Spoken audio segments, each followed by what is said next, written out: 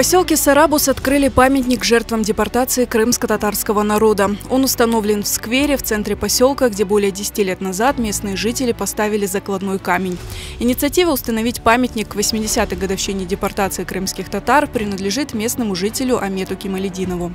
Для нас важно сохранить ту связь поколений, сохранить то, что было потеряно. Такие памятники важны для нас тем, что это, во-первых, это память о тех, кому не довелось вернуться на родину.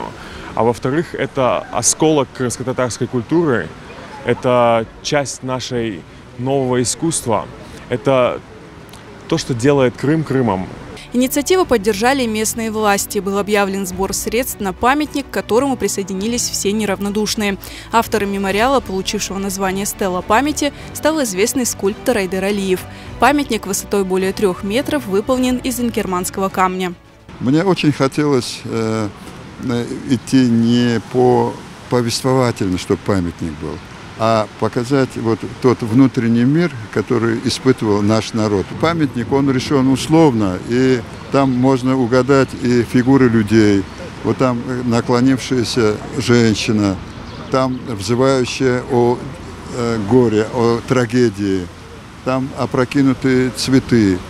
То есть там вот острые углы, они как бы подразумевают вот то насильственное переселение нашего народа. Для жителей Сарабуза открытие памятника – значимое событие.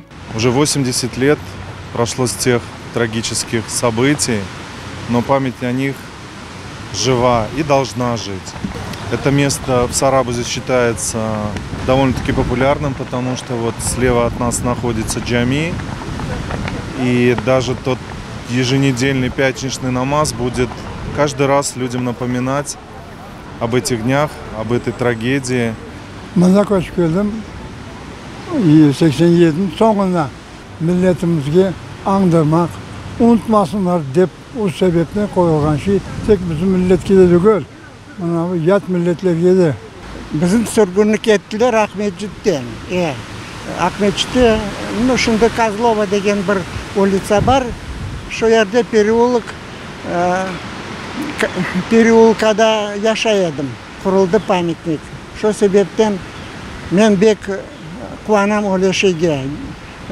Қырымда олған бүтін башқа миллетлер де шо Қырым татар мәселесіне қосылып, Қырым татар мәселесінен жаннары ағырғаны үшін мен бек қуаныш көрем. Территорию возле памятника планируют облагородить, установить освещение и видеонаблюдение.